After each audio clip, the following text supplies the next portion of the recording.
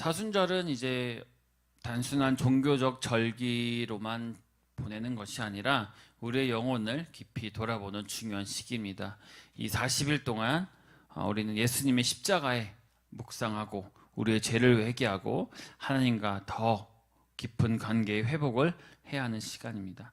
근데 사순절이 주는 중요한 의미도 있지만 종종 이제 사순절을 보내면서 어쩌면 외교적인 종교 행위에 집중할 때가 굉장히 많습니다. 특히 교회가 더 커질수록 그런 이제 절기들을 지켜야 되는 굉장히 중요한 것들이 많기 때문에 어쩌면 의무적으로 어쩔 수 없이 해야 되는 경우가 많아지는 경우도 많죠. 이 시간에만 금식을 하거나 특별한 기도를 하거나 경건한 행위를 늘리려고 한다는 것이에요. 물론 금식도 기도도 경건한 삶이 많습니다. 굉장히 중요합니다. 절기에 맞춰서 하는 것도 중요합니다. 우리가 사람이기 때문에, 인간이기 때문에 매번 금식은 할 수는 없죠. 그렇죠? 매번 경건한 삶을 사는 것도 굉장히 어렵습니다. 기도도 매일매일 하는 것도 굉장히 어려운 일은 맞습니다. 그렇기 때문에 사순절이니까 이때만이라도 라는 생각을 하게 된다라는 거죠. 하지만 사순절이니까 내가 좀 더 거룩하자, 사순절이니까 회개하자라는 것은 하나님께서 원하시는 것이 아니라는 것이에요. 하나님께서 원하시는 것은 무엇입니까? 일시적인 신앙의 감정이 아니라 삶의 지속적인 변화라는 것입니다. 오늘 본문에 보시면 13절에 하나님은 이렇게 말씀하십니다. 너희는 옷을 찢지 말고 마음을 찢고 너희 하나님 여호와께로 돌아오라. 이스라엘 백성들은 겉으로 보이는 회개를 굉장히 많이 했어요. 구약 시대에 여러 번 하나님께 회개하는 모습을 보였지만 그것이 진정한 변화로 이어지지 않았다라는 것이에요. 하나님께서 돌아오는 것처럼 보였지만 마음은 여전히 하나님과 멀어져 있었다라는 것입니다. 2장 13절에 옷을 찢지 말고 마음을 찢으라라고 말씀하신 이유는 이스라엘 백성이 겉으로만 회개하는 모습이 보였기 때문에 실상은 형식적인 그런 신앙에 머물러 있었기 때문에 이런 말씀을 하신 것입니다. 이스라엘 백성들이 하나님 앞에서 가장 큰 죄를 지었던 것 중에 하나가 무엇인지 아십니까? 바로 우상 숭배였거든요. 하나님께서 이스라엘 백성들을 애굽에서 구원하시고 신명기에 분명히 나 외에는 다른 신을 섬기지 말라라고 분명히 말씀하셨는데 명령하셨어요. 그냥 하지 마라고 한 게 아니라 명령을 하셨거든요. 섬기지 마라고. 그 뜻은 뭐예요? 우상을 섬기지 마라는 것인데 그들이 끊임없이 다른 신들을 섬기고 하나님을 배반했잖아요. 그 대표적인 얘기가 뭡니까? 출애굽기의 32장에 나오는 금송아지 사건입니다. 모세가 하나님과의 시내산에서 십계명을 딱 받을 때 이스라엘 백성들이 모세가 너무 늦게 내려오는 거예요. 너무 늦게 내려오는 거예요. 그러니까 아론에게 뭐라고 얘기합니까? 우리들에게 신을 만들어 달라고 얘기를 해요. 저는 이 장면을 보도 굉장히 웃긴 게 하나님의 기적을 눈앞에서 봐왔고 그것을 직접적으로 경험한 사람들이 이러한 생각을 할 수 있었다는 것은 굉장히 부끄러운 일이 아닌가라고 생각을 합니다. 그런데 재밌는 사실은 이것이 지금도 똑같이 이어지고 있다는 것이죠. 이 사건은 하나님을 겉으로 섬긴다고 하면서도 실제로 우상을 만들고 그것들을 섬기는 이중생활을 보여줬다라는 것이에요. 재밌는 사실은 이 모습이 하나님을 완전히 버린 모습이 아니라는 거예요. 하나님을 완전히 버리고 새로운 신을 만든 게 아니라 하나님을 섬기면서도 동시에 세상의 방식에 따라갔다라는 것이죠. 불안하니까 뭐 상징적인 것을 내놔라. 우리가 그것이라도 하나님이라고 생각하고 믿을 수 이렇게 생각한 것이거든요. 지금은 우리가 실제로 금송아지를 만들고 이런 형상을 만들어 섬기진 않습니다. 물론 어떤 특정한 종교들은 이렇게 만들어서 섬기기도 하죠. 그러나 금송아지가 꼭 실제로 만들어져 있어야 우상이 되는 것이 아니라 내 마음속에 하나님 외에 다른 금송아지 격의 우상이 있다면 그것은 이스라엘 백성들이 저지른 죄와 다를 게 없다라는 것이죠. 이사야서 1장 11절부터 쭉 보시면 하나님께서 이렇게 말씀하십니다. 제가 읽어드릴게요. 너희가 내 앞에 보이러 오니 이것을 누가 너희에게 요구하였느냐? 헛된 재물을 다시 가져오지 말라. 분향은 내가 가증히 여기는 바요 월식과 안식일과 대위로 모이는 것도 견디지 못하노라. 이것은 뭐냐면 겉으로는 하나님께 예배하고 제사를 드리지만 그들의 마음은, 우리의 마음은 여전히 하나님을 떠나 있었다라는 것이에요. 사람들이 후회하는 경우가 있죠. 결과를 맞닥뜨렸을 때 그때 딱 후회를 합니다. 잘못한 일로 인해 어떠한 결과가 나오면 이제 내가 왜 그랬을까라는 생각을 많이 하죠. 이스라엘 백성들은 종종 하나님께 불순종하다가 심판을 받으면 그때서야 막 두려움에 휩싸여서 슬퍼하는 모습을 보여요. 여기서 인간의 굉장히 추잡함을 볼 수 있는 것 중에 하나가, 이때는 하나님께서 직접 심판하실 때거든요. 그러니까 굉장히 무섭죠. 굉장히 무섭죠. 그리고 수많은 세월을 통해 분명히 겪은 일과 전해 들은 사실들이 있을 거예요. 그 이스라엘 백성들은 똑같은 죄를, 그럼에도 불구하고 똑같은 죄를 지고 다녔거든요. 사사기 시대 이스라엘 백성들은 반복적으로 우상 숭배를 했고 그 결과로 이방 민족들에게 굉장히 많은 공격을 받습니다. 그래서 뭐라고 하나님께 얘기하냐면, 우리가 하나님을 버리고 바알 신들을 섬겼다. 그러니까 후회를 해요. 그래서 하나님이 바로 즉각적으로 대답 안 하시고 가만히 있다가 뭐라고 하시냐면, 너희가 버린 신들에게 가서 너희 환난 당할 때 그들에게 구원받게 하라라고 해요. 그러니까 너희가 다른 신을 섬겼으니 그 신들한테, 니들이 믿는 신들한테 내가 아니라 너희들이 믿는 신들한테 도와달라고 해라, 이렇게 말씀하셨거든요. 이렇게까지 말씀하신 이유는 그들의 회개가 단순히 두려움에서뿐만 나온 것이지 마음 깊은 곳에서 진정한 변화가 아니었기 때문이에요. 분명히 그 진정한 회개로 변화가 있었으면 그들의 삶 자체는 절대로 우상이 들어올 수가 없거든요. 그런데도 반복적으로 그들은 하나님께 용서를 구했지만 조금만 시간이 지나면 똑같이 돌아오게 되었습니다. 즉 죄의 결과를 피하기 위해서 회개한 것이지 하나님과의 관계를 회복하기 위해서 진심으로 한 것이 아니라는 것이에요. 우상뿐만이 아니라 하나님을 이용하기까지 했습니다. 사무엘상 4장에 보시면 이스라엘 백성들이 블레셋과 막 싸워요. 막 전투에서 하나님의 법궤를 가져온 사건이 있습니다. 그 법궤를 가지고 와서, 그래서 뭐라고 했냐면, 블레셋과의 전투하게 딱 패하니까 갑자기 그 법궤를 전쟁터로 가져가면 하나님이 그들을 인도하실 것이다 라고 얘기를 해요. 그러나 결과는 참혹했죠. 법궤를 가져왔음에도 불구하고 이스라엘 백성들은 대패를 하고 법궤마저 블레셋한테 빼앗기고 말거든요. 그들은 하나님을 진정으로 의지한 것이 아니라 하나님을 단순히 승리의 도구로 사용했다라는 것이에요. 하나님과의 올바른 관계를 맺으려 하였다라기보다는 하나님을 마치 마법의 부적처럼 사용했다라는 것이죠. 제가 지금 새로운 곳에서 직장을 옮겼어요. 직장이라고 하기보다 이제 프리랜서다 보니까 이렇게 옮겼거든요. 근데 이제 거기서 이제 제가 목사님이란 사실은 몰라요. 목사 아들이라는 건 알아요.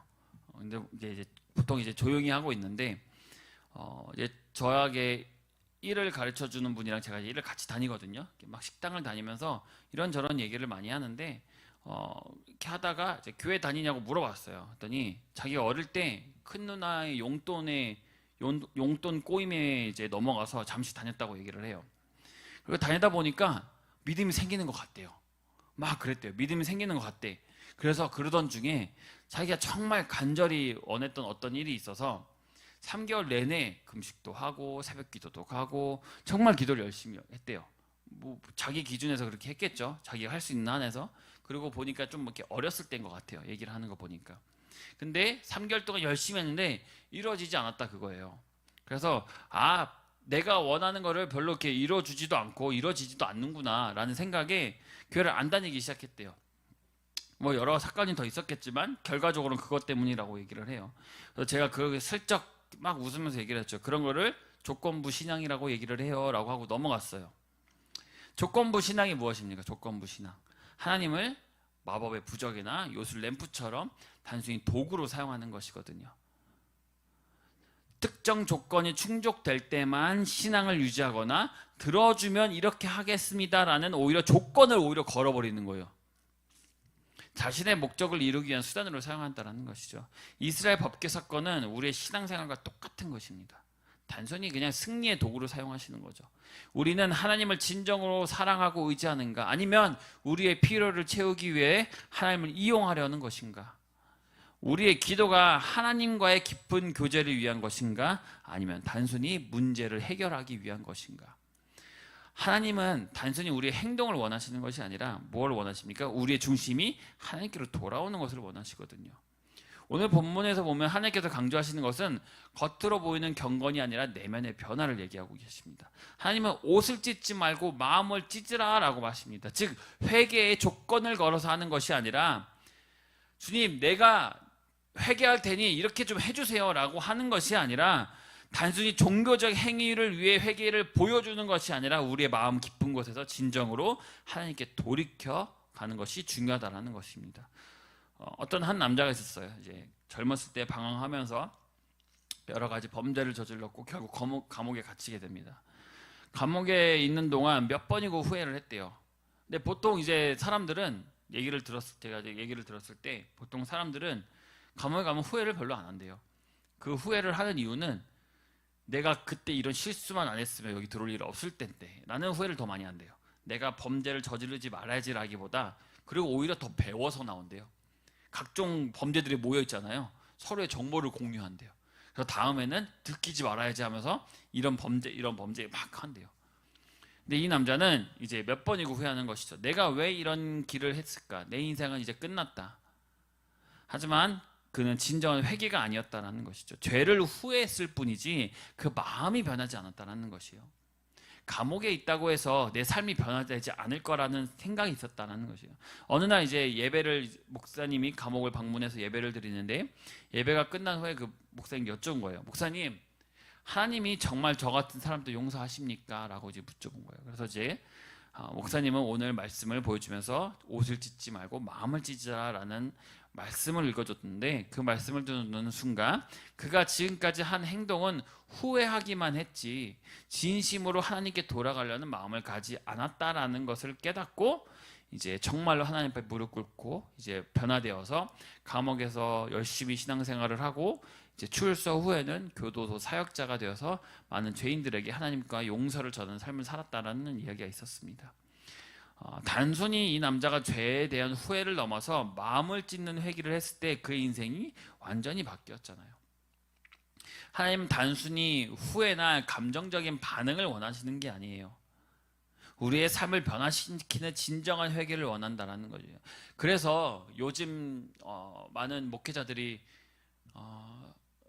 걱정하는 것 중에 하나가 너무 화려해졌다 그거예요. 물론 예배의 방식이나 예배의 형식이나 이런 것들이 그렇게 중요하지는 않습니다. 정말 하나님과의 깊은 교제가 있다면 그것이 찬양이든 기도든 그 형식이 어쨌든 예배 순서가 어쨌든 상관이 없습니다. 그런데 요즘 너무 화려하다 그거예요. 찬양이 너무 화려하고 교회가 너무 화려하고 이러다 보니까 그 순간에만 그 감성적으로 오는 찬양이 주는 그 음악이 주는 것들이 있잖아요. 그런 것들이 주는 그 감정적인 반응 때문에 자기가 회개한 것으로 착각할 수 있다 그거죠. 그러다 보니까 위험하다라고 얘기를 해요. 오히려 이거 어떻게 하지가 아니라 지금 너무 위험하다라고 얘기를 해요. 그 감정이 진정한 회개를 통해서 나온 것이 아니라 분위기에 취하다 보니까 내가 눈물을 흐르고 그 음악의 찬양에 취해서 찬양으로 진정을 받아들이는 게 아니라 분위기가 너무 좋으니까 그것이 계속 이어져 간다는 거죠. 그걸 누군가 찝어주는 사람도 없고 하니까 너무나 그런 신앙생활을 길게 이어진다라는 것이. 그래서 뭐라고 얘기하면 위험하다라고 얘기를 해요. 요엘 시대의 이스라엘 백성들은 재앙과 심판이 두려워서 회개하는 모습을 보였어요. 그러니까 진정한 회개 아니라 그 분위기가 너무 무서운 거예요. 내가 너무 무서운 거예요. 그래서 여기서 옷을 찢는 것에 대한 이야기 나오는 것은 유대 전통의 옷을 찢는 행위가 있었어요. 무엇이 있었냐면 슬픔과 애통함을 얘기할 때 옷을 막 찢었어요. 사랑하는 사람이나 중요한 인물이 죽었을 때도 옷을 찢었는데 그래서 다윗이 사울과 요나단의 죽음을 듣고 막 옷을 찢고 막 이렇게 하는 장면이 나오거든요. 그리고 충격의 분노 그럴 때도 옷을 찢기도 했어요. 특히 하나님의 법이 무시되거나 신성 모독이 일어나면 막 옷을 찢었거든요. 그래서 마태복음에 보시면 그 대제사장 중에 그 가야바라는 사람이 있는데 예수님이 나타나서 자기가 하나님의 아들이라고 얘기하니까 막 분노하면서 옷을 막 찢거든요. 그때 당시에는 예수님을 인정하지 않았으니까. 그리고 마지막으로 회개와 죄를 고백할 때도 옷을 찢는 행동을 했어요. 성경에서 여러 번 막 얘기를 해요. 그렇지만 대표적인 것은 느헤미야가 있는데요. 이스라엘 백성이 바벨론 포로 생활을 하다가 이제 예루살렘으로 이렇게 돌아오는데 여전히 죄가 많았던 것을 본인들이 알아요. 그래서 느헤미야는 백성들과 함께 회개하는 시간을 가져요. 나라 전체가. 그냥 회개하는 것이 아니라 옷을 찢고 티끌을 덮어 쓰고 금식했다가 나오거든요. 느헤미야 9장 1, 2절에 보시면 그 달 29날에 이스라엘 자손이 다 굶은 배에 옷을 입고 티끌을 무릅쓰며 금식하고 모든 이방 사람들과 절규하고 서서 자기의 죄와 조상들의 허물을 자복하고, 그러니까 자기의 죄들이 무엇인지 알기 때문에 겉으로만 하는 행위뿐만이 아니라 진정으로 회개해야겠다고 생각을 한 것이에요. 우리도 신앙생활을 하면서 형식적인 회개에 머물러 있지 않는지를 돌아봐야 합니다. 예배를 드리고 기도하고 금식하고 굉장히 많은 행사들도 있잖아요. 하지만 우리의 마음이 진정으로 변화되지 않는다면 단순한 종교적 행위에서 멈춘다라는 것이죠. 입술로는 주님 회개합니다 라고 말하지만 내 삶의 방향이 변하지 않는다면 진정한 돌이킴이 없다라는 것이에요. 우리가 친구한테도 뭐 잘못했다고 얘기하고 미안하다 하라고 했는데 똑같은 짓을 또 하면 정말 미안한 것이 있었던 것이 아니잖아요. 그냥 단순히 지금 그 친구의 감정을 예수님께서도 외식하는 종교자들을 굉장히 꾸짖으셨습니다. 그들은 금식하고 기도하면서도 겉으로만 경건한 척 실제로는 하나님과 멀어진 삶을 살고 있는 그들을 뭐라고 하셨거든요. 하나님은 우리가 단순히 회개하는 모습을 보이는 것이 아니라 진정으로 마음을 찢고 주님께 돌아오기를 원한다십니다. 아까 잠깐 말했던 다윗의 이야기를 잠시 다시 해보자면 다윗이 무슨 죄를 저질렀냐면 간음과 살인죄를 범합니다. 직접적인 살인은 아니었지만 원래 이스라엘 왕들은 전쟁이 나면요 직접 군대를 이끌고 앞에서 나갔거든요. 근데 다윗은 이날 나가지 않고 예루살렘에 남아 있어요. 그래서 다른 장병들만 보내고. 그러니까 전쟁터에 나가지 않고 왕궁에 있으니까 어때요? 여유롭잖아요. 자기가 가만히 있으면 되고 심심하잖아요. 그래서 막 이렇게 돌아다니고 있는데 누굴 봅니까? 목욕하는 밧세바를 봅니다. 그래서 그 욕망에 사로잡혀서 우리아의 아내인 것을 알았음에도 불구하고 그녀를 궁에 데려와서 동참하고 결국 임신까지 하게 됩니다. 이것을 감추기 위해서 무슨 일을 합니까? 요압의 비밀 명령을 내려서 전투 중에 우리아를 죽게 만들죠. 그래서 나단 선지자를 통해서 책망하게 하시고 하나님 앞에 철저히 회개하게 만들거든요. 시편 51편에 보시면 다윗이 이런 말을 합니다. 하나님이 구하시는 제사는 상한 심령이라 하나님이여 상하고 통회하는 마음을 주께서 멸시하지 아니하시리라 라는 고백을 합니다. 그래서 그 이후에 다윗의 모습을 보면 하나님이 내리신 징계를 겸손하게 받아들여요. 그 밧세바와 낳은 아이가 아프거든요. 그래서 7일 내내 금식하고 살려달라고 하지만 결국 죽어요. 그럼에도 불구하고 그거를 받아들입니다.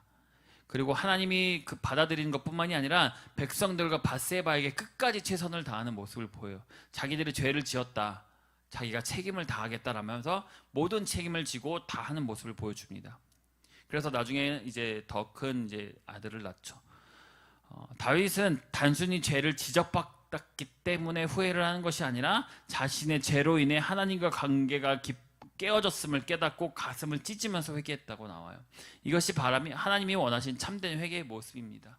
우리의 신앙도 점검을 해봐야 돼요. 나는 정말로 하나님 앞에 마음을 찢으며 회개하고 있는가? 단순히 내 아의 죄책감을 덜기 위해서 또는 사람들에게 보이기 위해서 회개하고 있는가?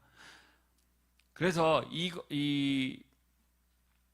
저희가 저는 이제 다른 종교 얘기하는 걸 별로 좋아하진 않지만 우리 천주교에 보시면 이제 그 뭐라고 하죠? 고해성사라고 하잖아요.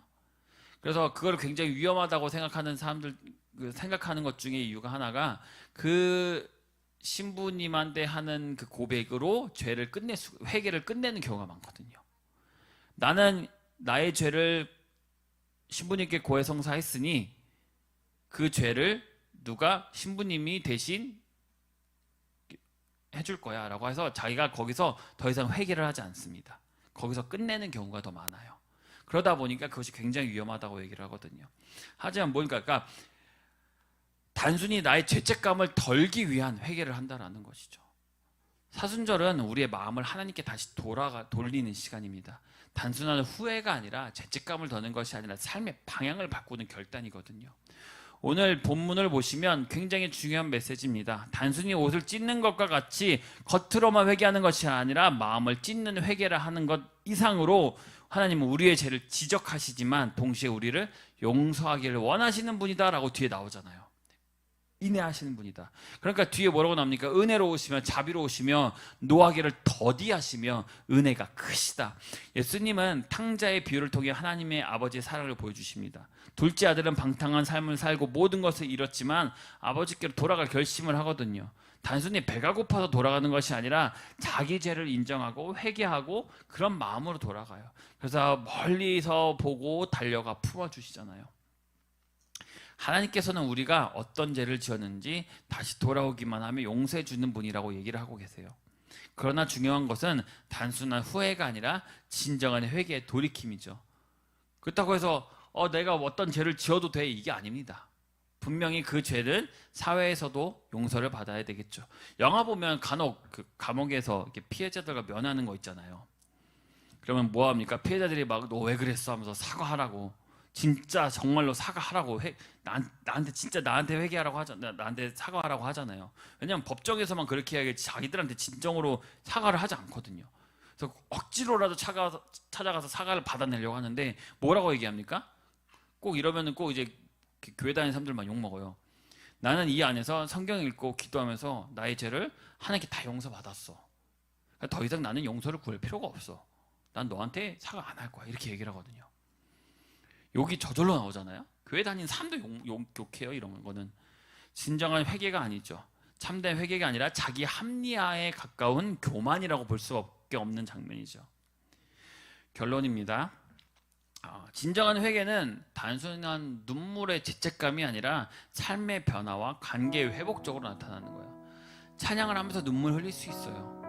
말씀 보면서 눈물을 흘릴 수 있어요. 근데 그것이 회개로 진정한 삶이 돼야 되는데 그냥 감동받아서 말씀을 읽다 보니 죄책 그냥 그런 것 같아서 기도하다 보니 내 죄책감 때문에.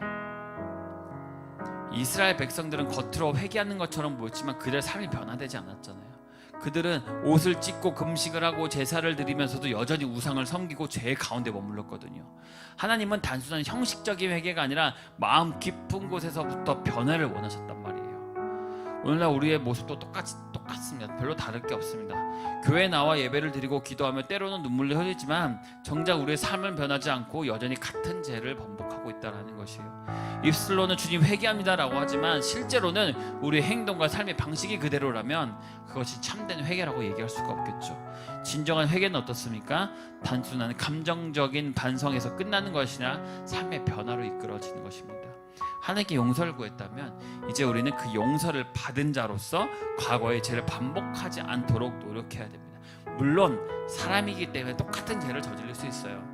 생각으로 마음으로 저지를 수 있습니다. 그렇지만 그렇지 않도록 노력하는 그 모습이 변화되고 있는 모습이거든요. 또한 우리가 다른 사람에게 상처를 주고 있다면 그들에게 당연히 진심으로 회개하고 관계로 회복하는 노력으로 기울여야 되지 않겠습니까? 회개는 하나님과의 관계뿐만이 아니라 사람과의 관계도 회복하는 것이거든요. 진정한 회개는 단순한 감성적인 반성에서 끝나는 것이 아니라 삶의 변화로 이어지는 것입니다.